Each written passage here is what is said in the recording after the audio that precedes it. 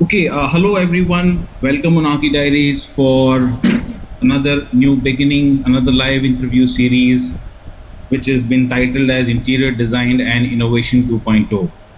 Last year, around the same time, we organized our first season of this interview series, and we had talked to about 4 to 5 practicing architects, interior designers, furniture designers. All of these interviews centered around the theme of interior design and innovation, the innovative approaches when it comes to interior design, furniture design, and all the related fields that are allied with that. I'm really glad to share that with today's interview, we are starting the second season and we have 5 very exciting interviews lined starting from today. Every Tuesday, we are going to have one interview. So as a first interview today, I'm really glad to share that we have with us Remi Versteeg from Beyond Space, is a very reputed interior design and also architecture firm based in Amsterdam, Netherlands. Remi, welcome on ArchiDiaries. Thank you. Thank you. Very nice you invited me. Same here. It will be really nice. I've been going through the Beyond Spaces website and I'm really impressed by a lot of projects, a lot of interior design and also the product design projects in installations that you've been doing. And we really look forward to your presentation. But before I hand it over to you, please allow me to introduce Beyond Space as a firm. Beyond Space firmly believes architectural thinking applies well beyond matters of space. Drawing from a range of interests, disciplines, and experiences, the firm seeks to forge new connections to allow for the unexpected. Beyond Space combines creative entrepreneurship with a solid grounding in their discipline of origin and couples their unconventional ideas with intuitive design. The firm sits comfortably where art, architecture, and product development meet and mix buildings, spaces, and objects. With this, I would like to invite Remi to share his presentation. Remi, over to you. Thank you. Thank you. Yeah, well. Just a second, Remi. I just forgot to make you co-host. So, yeah, now you can share the screen. Thank you. I think it's working like this, and I can say it on. I have to get a full screen. So I'll put it on play like that. So welcome, thank you for the nice introduction. Well said, I hope. Indeed, we are, I think, very specialized architecture firm. To understand, as a firm, only having architects in our team, we're really focused from architecture from the inside out and also apply the architectural thinking to the matters beyond space. So it means it doesn't have to result in a building. And that's a very important step. And I think that's also what will show our project. It has a wide variety from architecture, interior, installations, exhibitions, and projects. So we're not being limited in any way.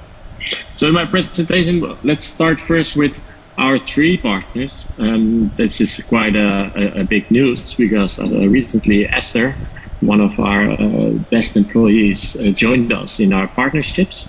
Me and Stein started once at Space Encounters and went beyond that towards Beyond Space, and really were having a new focus. And Esther joined us in this journey, and we're very happy to have her on board. So a woman, which I think is very important in these times, to have a more broader thought of how to approach all projects.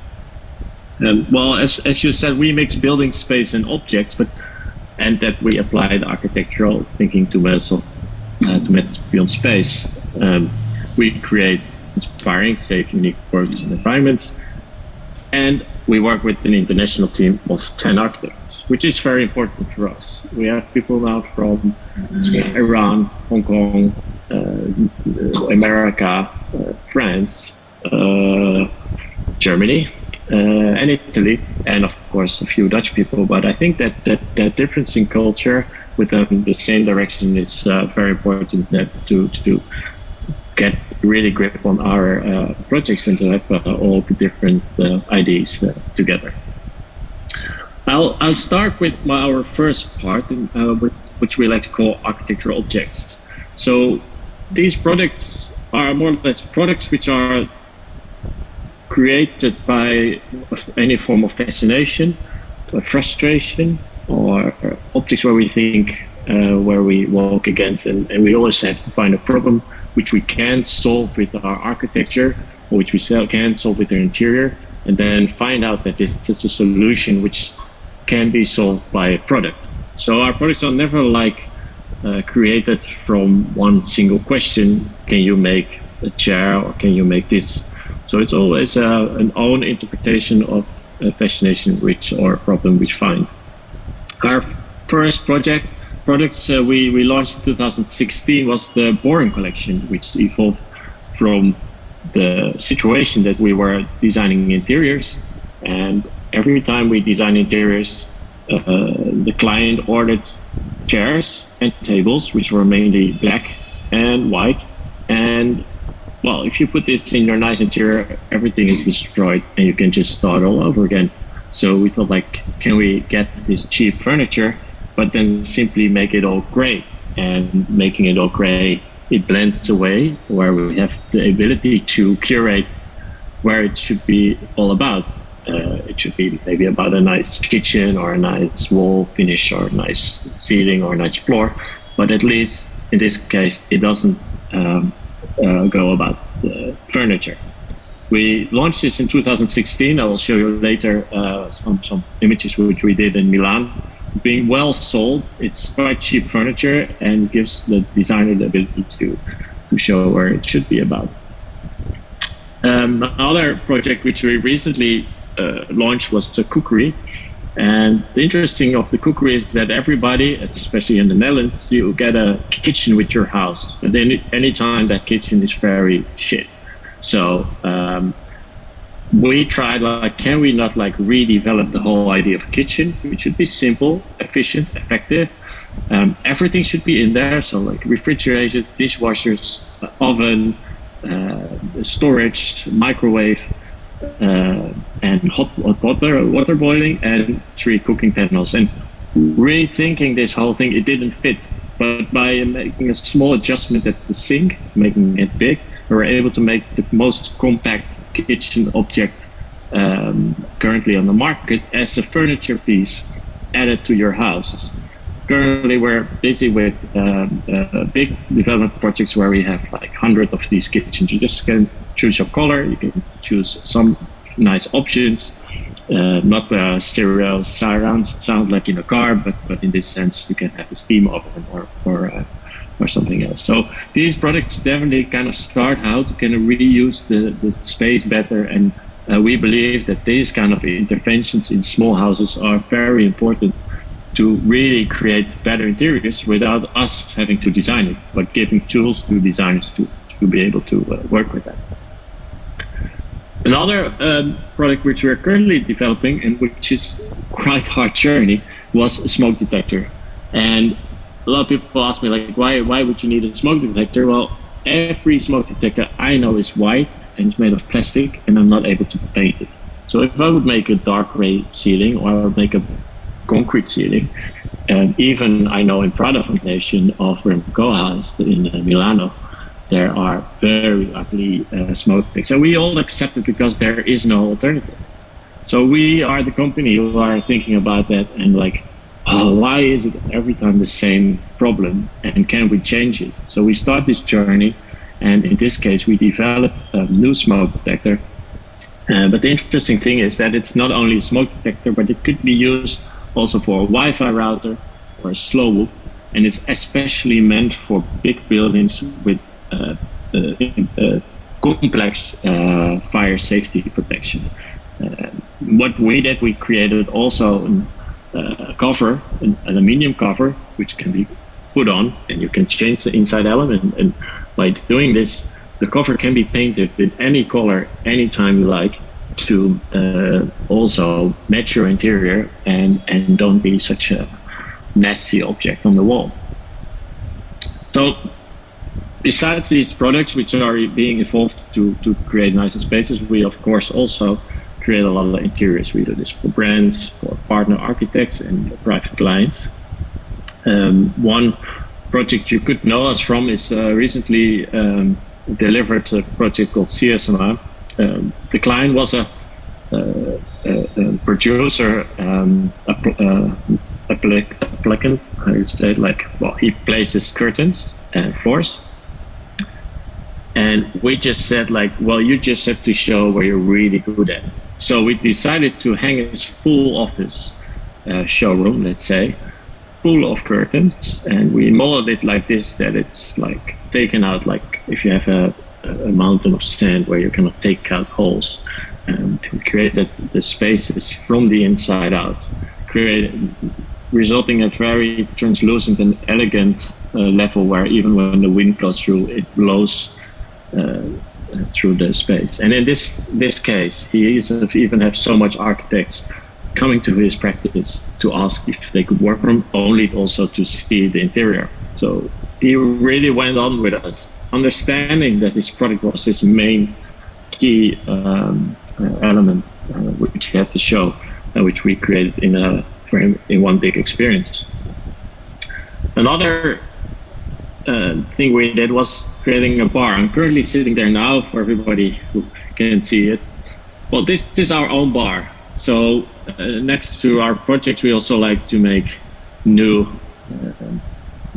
initiatives to just, let's go, we're gonna make a bar. And we want to have a place where we can work, where we can sit together. Next to this, we have a space where we have all boring gray furniture where we can focus. But this is the place where you can have some chill, we can relax. But again, of course, we want to activate it as a real bar. It's just a public bar, so if you're once ever in Amsterdam, pass by. It's called Borisov. But of course, in the evening, we like to turn it into a big venue. We have music, we have the possibility for DJs and upcoming talents to show their sound and their abilities to do it. And of course, like everybody, we like to party.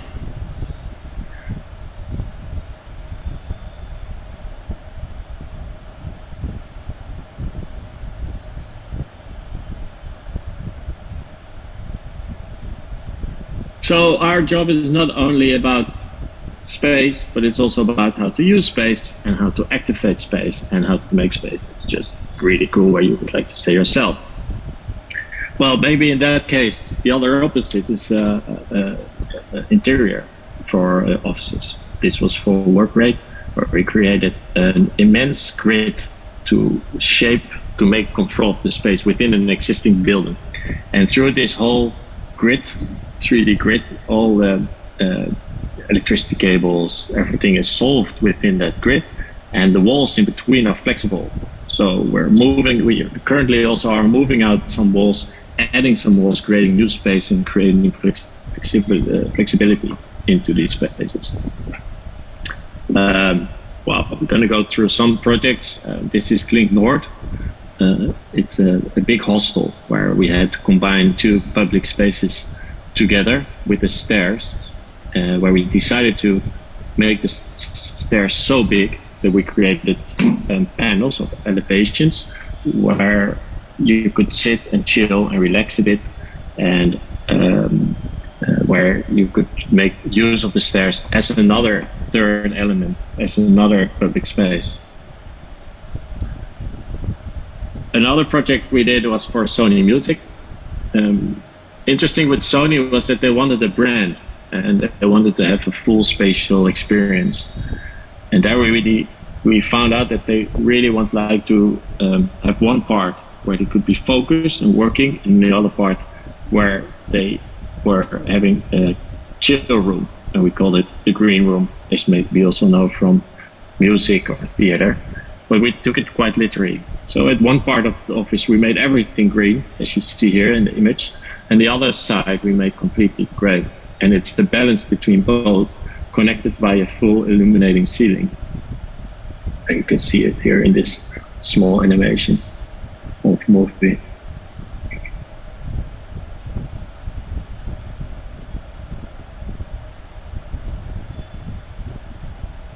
So in the dark, again, it's a big, it's a music stage, so they could have parties. And we created this full illuminating ceiling with color and light, and you can create a whole new atmosphere during the evening, and on the day you go to work again.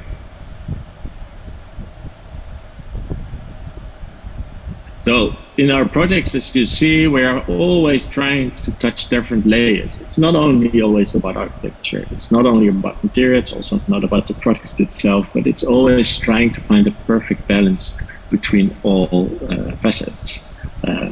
In this project, for example, Flow Polis, we are combining, it was too big, the space. So we added all these columns. We created new spaces because one big space wasn't like cozy enough. So by adding these columns, adding new structure, we created new rooms where creativity could start again. This is a project Jules. Yeah, it's one of our most known projects from 2016, where we made 3 big lush gardens into 3 glass houses inside the office. In a time, it wasn't normal to have plants inside of the office. This is a project for Flow Polis. I'm going a bit quicker to not get you too bored. We made the headquarters for LIGHTSPEED. As you see, it's a very perfect space where you can concentrate. This is the perfect example how to use the Born collection if you don't want anything to be about, because this was the marketing department. So we made a kind of arena in a circle where all the marketing people could sit, work hard. There were televisions on all over the place, and in the middle they could shout like when they have a new lead or new big win. Recent project we redeveloped was the transformation of an old warehouse in Amsterdam, in the north of Amsterdam. It was an old building, and this is an interesting element where you see how everything comes together in our journey to make these projects. We renovated the full building. We took it totally empty. We added a floor here on the level you see on the left at the stairs. We created a new window framing system together with Cubic, with round profiles instead of square profiles, which doesn't exist till now. We created, in the back you will see a big round object, which wasn't there originally. It was an open space, but we created this object to make the space more intimate, and we followed it from a materialization that is very logical from the old building itself. And for example, also all installations, heating, cooling, are integrated here. You see them on the roof, but we managed to put them all together, and we gave them a really nice tint of green, mint green, to create this new third level and really take it into account for our interior aesthetics. And in the end, of course, we made a selection from all furniture. Inside this circle, or the snail house, like people give it names, there is a small dry garden with cactuses and an artificial sun.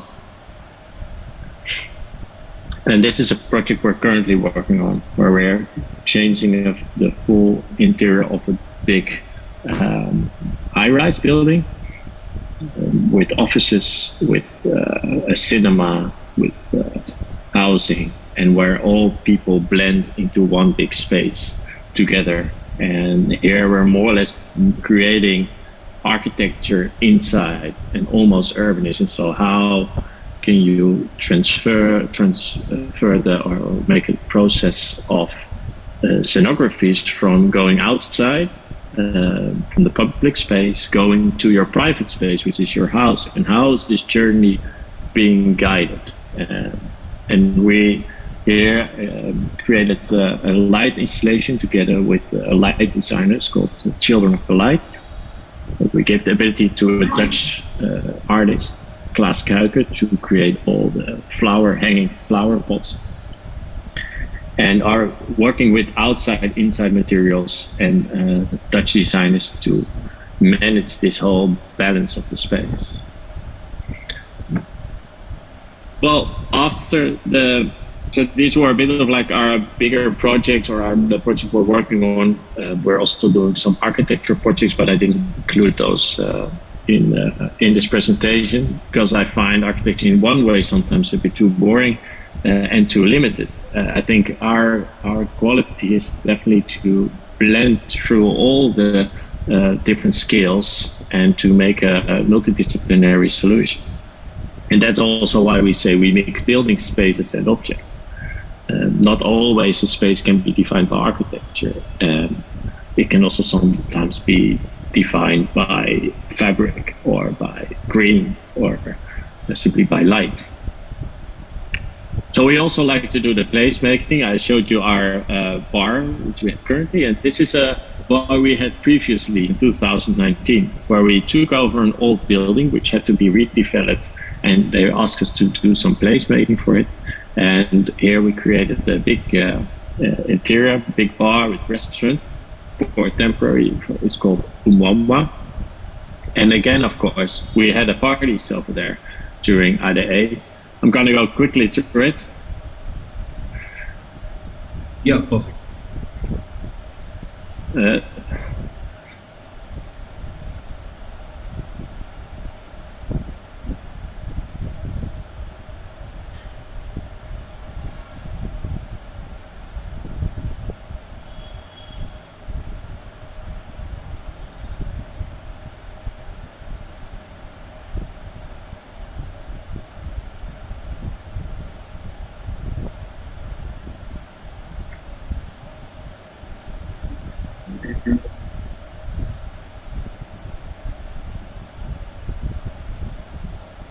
So you see, it's not only about architecture, and it can be fun, and I think we should all have fun. And this is a very important element of the aspect, because this is where we all do it for. We're creating spaces where things can happen. And if we only think about the space, I think we're limiting ourselves too much. I think it's important to always think these steps through, and let's also do this part, because then you truly understand how the space should be working, and you also, that's the beneficial part of it, you get the thankfulness and the results from it. It's not only the images where you can look yourself, but you get people to your, and you say like, I love this space, this is amazing, and I love the things you're doing, and you feel also the connection with the people who are making use of that space. This is another project. This was done in Milan, 2019, where we created a small museum for the Dutch creative industry of the scale 1 to 2, where you could go in as one person and celebrating all the Dutch culture. The Borum collection we did in Milan, also a small movie, and I'll go a bit quicker. Where we created 200,000 paper balls, where people could just have fun, and where the Borum collection was a small part of this exhibition. This was me in my younger years. You should see, I'm gonna blow up.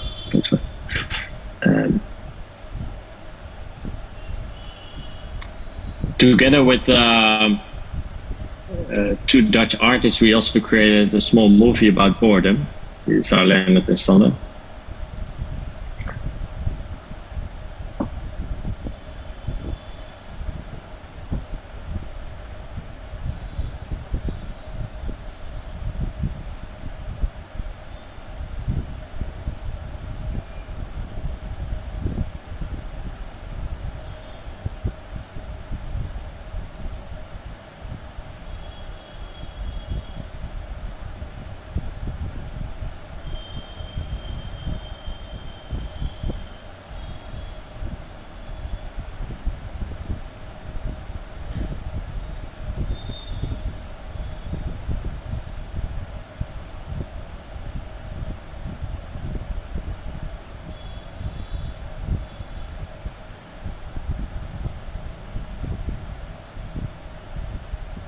So we did this. In the end, this project we won the MILAAN Design Award with it. It was one of the best exhibitions of 1600s exhibition at that moment, showing the fun beside of the boredom and how important boredom is in your life, and how exclusive it has become in our busy lives we have now before. So we're trying to keep this very much and celebrate it every day. Another installation we did was an interesting spatial installation together with Chill for Light. We create a row of 25 arches of 4 meters high with 1 kilometer of LED, and we created the space, the structure where we could make a definition of the corridor by adding only columns, and how columns can influence the feeling of space. Together with sound and together with light, we created a whole new environment how to feel that. This was the small movie we did in Milan in 2018. Because beside this, we created also again a bar at the MILAAN Design Week, because again we think it's about people. It's about people who can meet each other, and that's maybe even more important in a fair like Salon des Meubles than only seeing art. I think the essence is in the end we're all people and we have to connect. And how can we help with that? How can we stimulate this? So we also saw how our installation was really getting people to touch it, to meet each other, to talk about it. It was emphasizing the relation between people. And we did a collaboration. As you see in a lot of projects, we are working in many collaborations with sometimes Lennart and Sander, artists, other architects, urbanists.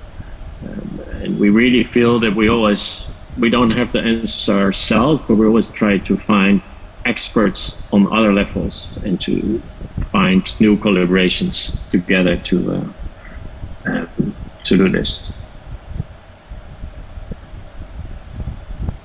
This was an exhibition we did for a fair stand. One of our frustrations, because fair stands are mainly ugly, well, it's an opportunity to make art and to again create the possibility to make dialogues between exhibitors and visitors. We made an object where there were 6 rooms divided in one circle with a center room in the middle, and every room had a definition. But every 10 minutes, the inner circle rotated 1 room further and created unprecedented combinations, which show that not always you have to follow the right process, but by mixing it up and changing the perspective, you get to new solutions.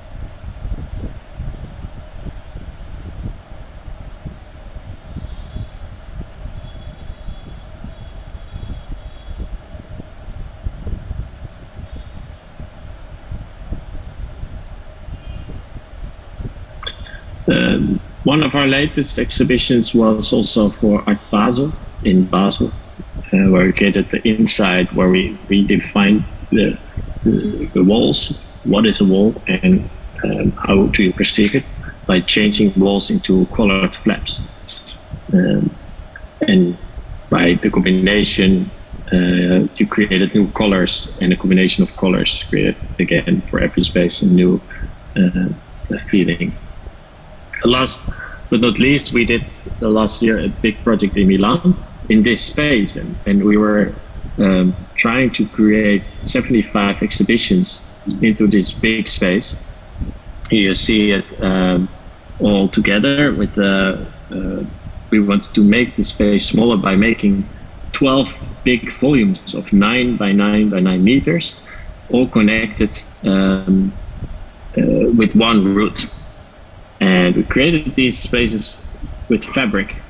So by translucent fabric, every exhibition got its own museum rooms. And again, we combined this with our friend Boris Saket, light designer and sound designer. And together we found a way how to light these 9-meter big walls of fabric and create a new dimension in the evening where it transforms in one big art installation. So this was the image we created, where people feel this big space, but like the intervention was quite architectural installation. And by adding all these fabric ones, you could walk around, see all the exhibitions, and feeling a huge installation of 2,000 square meters with sound coming from all different corners.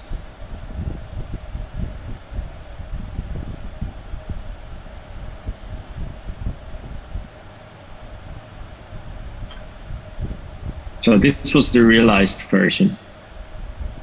We have some small snippets.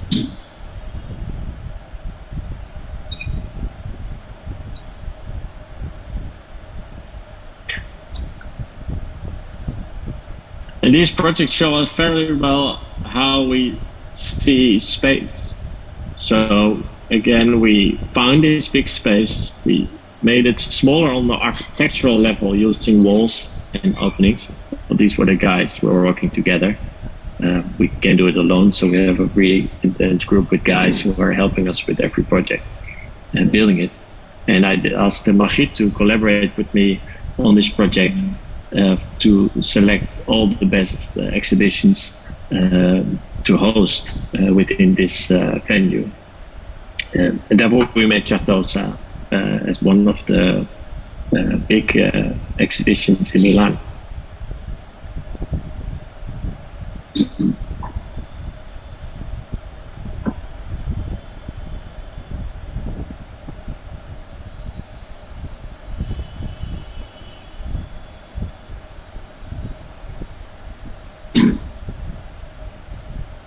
I'm trying to click further, but it's blocking me.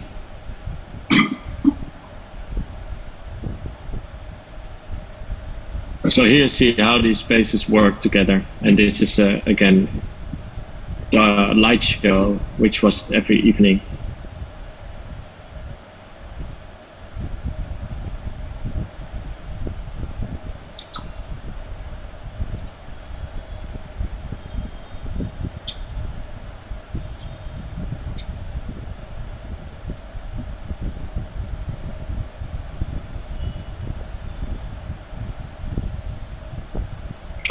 So I hope this gives a bit of idea how we are working and what kind of projects could evolve from architectural thinking and how we are seeing these projects and how we are mixing from a multidisciplinary view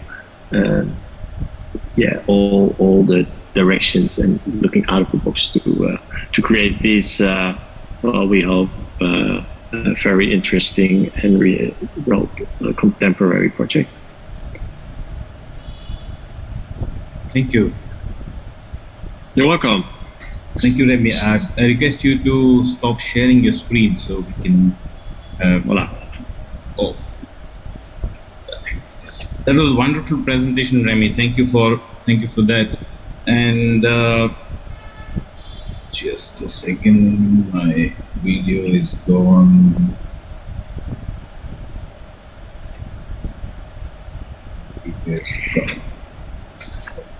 You know, there are a lot of multidisciplinary firms.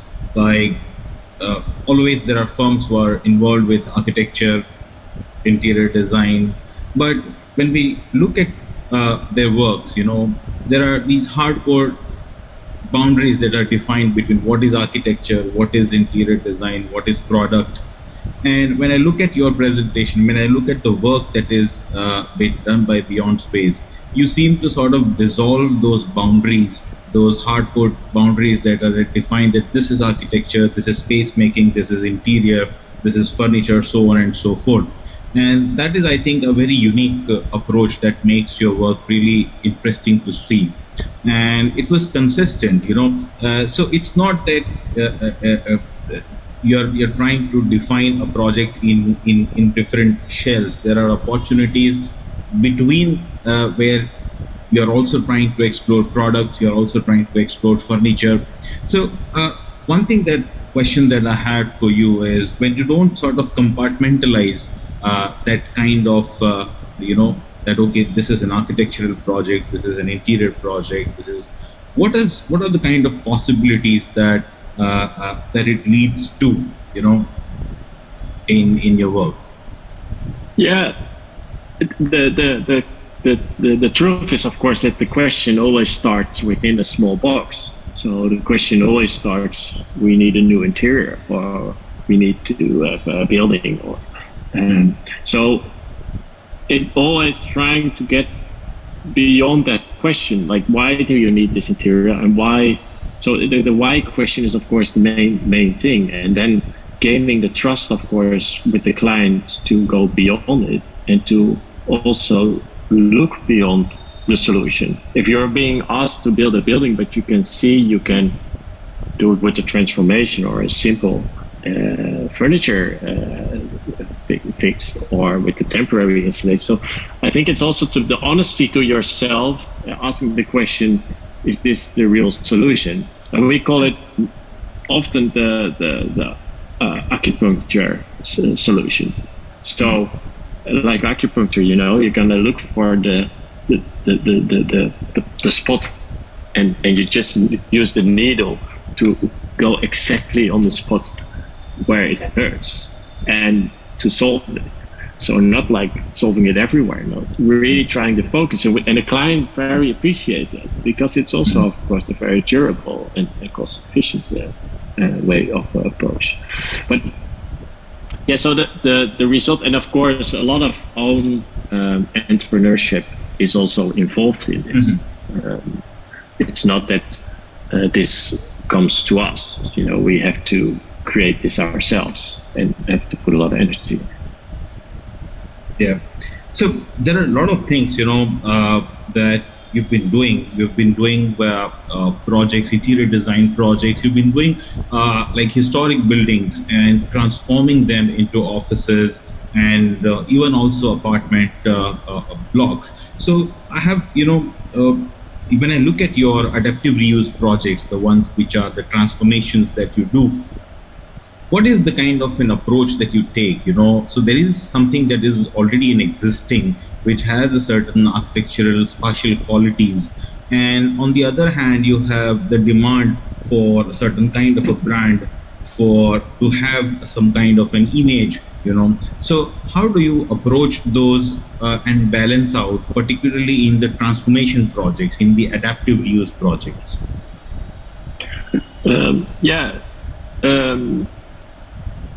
It's of course, again, listening to the real question behind the question, and especially what you're saying is the transformation projects are, of course, the main importance. I think it's also the most valuable. Even if we build new buildings, we transform it during the process again and approach it as a transformation, because you see the most of the space. So you are limited anyway by a building, and I think breaking down or solving the limitations, that you get more in a problem-solving way, creates much more creativity.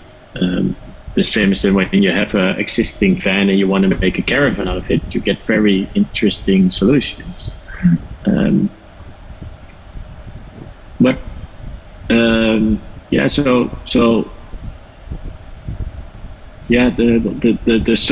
solution, you never know. It's about creating the space and the spatial experience and understanding what the question is behind the question. And if you want to have a brand and a brand identity, we always never want the brand book. I want to understand the fascinations and where it all to the going and questioning the core. Why are we doing this? And why do you want this? And what's the real reason you're asking me to do it? And that's sometimes interesting because everybody, like you said, everybody is looking into boxes. And the question goes to this approach which fits within that box. But sometimes the question to do it was already having 4 or 5 decisions beforehand, which I didn't know about. And it's finding out the decisions before to understand if they made the right choice within every decision. Or I could say like, hey, but if this is the decision made, I already doubt that. And if you would make the other decision, the result could be completely different. So it's an approach from both sides. So in one way, you're looking into the space and the transformation of, okay, I have this space. What are the abilities to do with this space? And at the parallel to that, you're also re-questioning the question itself and going from, okay, how did you get to the solution? So you're approaching from 2 sides, and always we're ending up somewhere in the middle. Yeah. There are a lot of fantastic projects that you've done with, particularly in that category of transformation, the adaptive reuse. I really appreciate the Romler office, the Jules office, and also the apartment block. I think it was a school building that you converted into an apartment block. One thing that actually I could observe is that, you have in almost all these projects, particularly the offices, you have a tendency to sort of clear the cluttering that is there. And expose the structure, make it a kind of a neutral background, give it a white or a gray, and then in contrast to that, you have some elements that stand out and do the job of various requirements in the program. So, and then those elements take some colors also at times. They take yellow, they take blue. So is this the kind of an approach that you take with your adaptive reuse project, that you sort of let the existing be a kind of a nice background against which you just do a minimal layout and let the functions be? Well, yes, I think that's a bit of the approach we have. Yeah. We have the metaphor for us is always a painting. You can paint it. You can start a painting for a blank canvas, or you can start with a painting within, but it isn't a blank canvas transformation.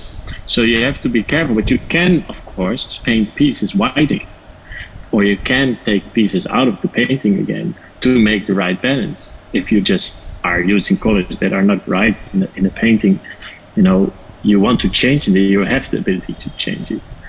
But of course, it's if you say like, okay, I have this picture, this painting, I only can add colors. It doesn't have to be good again. Sometimes you have to kind of take stuff away again, and to make this canvas in balance. And therefore, that's definitely one of the examples for Born Collection, which was for us an amazing tool. Because if you have an amazing building for a transformation, you don't want the disturbance of furniture in it, because it's already an amazing building. Mm-hmm. And on the other hand, if you don't have such an amazing building, maybe you want to have it a bit kind of quiet background, where you can really like elaborate with the furniture and create different specs. But it's about, as a designer, I think, curating where it's all about. So you have to make tools and decisions about what view. We definitely work from a kind of aesthetic view, from images, or like the painting idea is definitely a reason how we look at it. In the end, the result should be in balance with it, and the color should be in balance. And then it doesn't matter. And then I think you should be able to touch everything. And our advantage as being architects, we're also able to demolish things, like really demolish things. So we also not like bounded by a roof or a column or a floor. If we don't like it, we can always like, okay, and that's again finding the problem of the building. If you have this existing building, you're trying to create this nice atmosphere, and constantly you're being obstructed by this column, or you're constantly being obstructed by these stairs which you can change. So we would like to challenge that and say like, okay, but maybe it's the only thing we should change is that chair, which we did in, for example, Link North, where there was a small stairs, and every time we said we were challenging, okay, how to mix 2 floors to 1 space. It's impossible. So that was the decision. We take out the stairs, we make a big hole, and we make a huge stairs in between. And in that way, we're able to blend. But that wasn't definitely not the question at the beginning. Challenging it, I think maybe if I recapitulate my own sentences in what you're asking, I think that's we're challenging everything within our firm. Also the question from the client, also the building, the architecture, the products. We are questioning everything, and after the question, we get an answer to everything, and then blending it all together to the right decisions. Not changing everything, but choosing where it should be, what should be changed. Yeah. I have a question for, you've done a lot of office interiors. Some are transformation, some are pure, architecture plus some interior projects. And you talk about open office plan, where you're sort of trying to create, remove the cluttering, create an open environment for everyone to work. And then bring some of the service areas together, consolidate them as kind of islands, and free up as much as possible as a kind of a free space. So how is it that the corporates, the people, the organizations, are they open to these ideas of the open office layouts that you've been working with? Yeah. So we don't make only the open office workspace. We always call it, we make the current workspace, especially because the workspace is transforming so quick. We can't follow it anyway.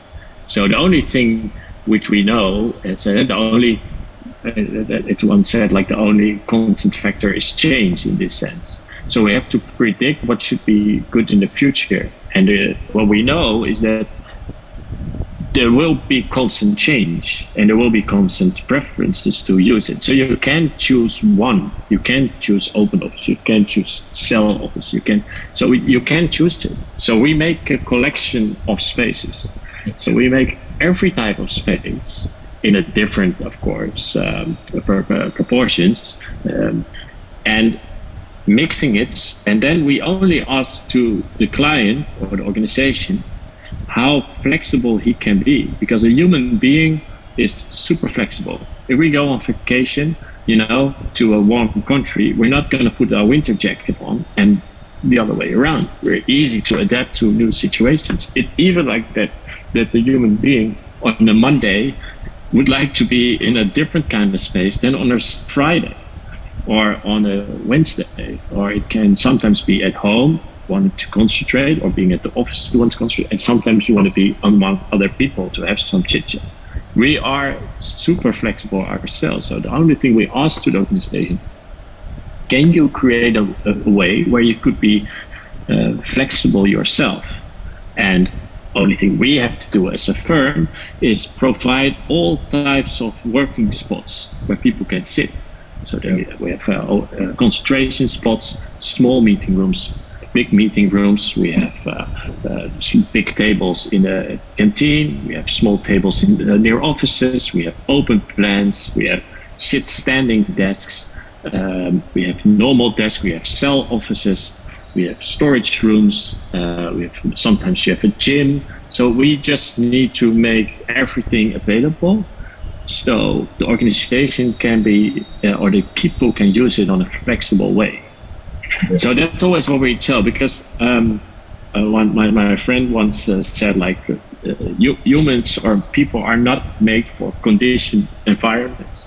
we're just simply not made for that, to be in one spot every day. We're not plants, like who wants to sit on one spot every day of the week with the same sun, with the same direction. No, we are moving constantly. So we are able to adapt to this situation. We have to acknowledge that. And then as a firm, we can only think what's currently necessary for the office and get to implement all the things as flexible as possible, so it's also possible to change, and provide the current best infill for this office to use in this case.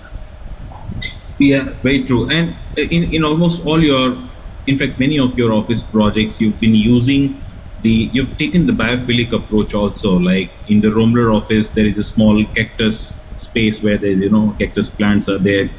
Even the Jules office has a wonderful linear sort of tree gardens. So you think that the biophilic approach is becoming necessary or becoming important when it comes to interior, particularly the office interior projects? Yeah, I think it's becoming more important than it was, but it's also not the most important. So I think with Jules in 2016, nobody used plants in their office, and we decided to make big glass houses with meeting rooms inside, where they thought it was too humid and they would sit there. But in the end, people loved it and were sitting there every day.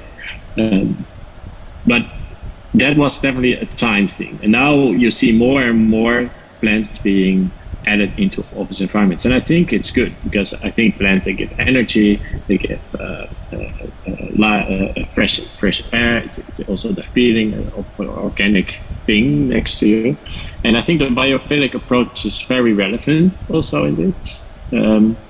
I think, again, as I said before, I don't really, or as a firm, we don't believe in one solution. So it's never like the biophilic, okay, we just make a biophilic office and then it works. Probably we take interesting elements which fit to the client and use it into approach. The same with circular and durability. So it's all integrated, in one eclectic mix of styles. But truly, yeah, of course, I think we're coming from nature. So it's quite logical as a human being to have nature around you and to understand the influences of nature and use as much as possible in your interior. I have a few questions with your objects exploration, and then maybe we can call it a day. It is your boring collection, the one that you started with, is not boring. It's actually very, very interesting. The whole idea of I think the whole explanation, that you take the furniture, make it as neutral as possible, and let the other things, take importance. And with that particular theme, the whole exploration has been fantastic, and that's also in a way the kind of words that you use, like archetypical, straightforward, discreet.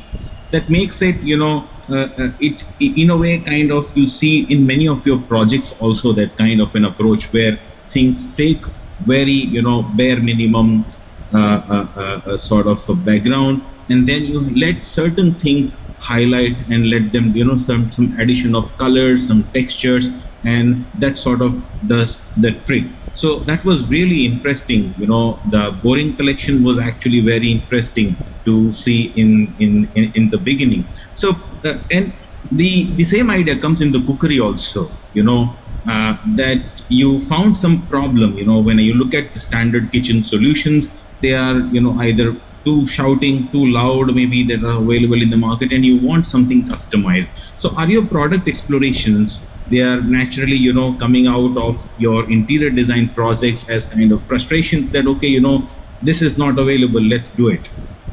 Yeah, no, exactly this. Yeah.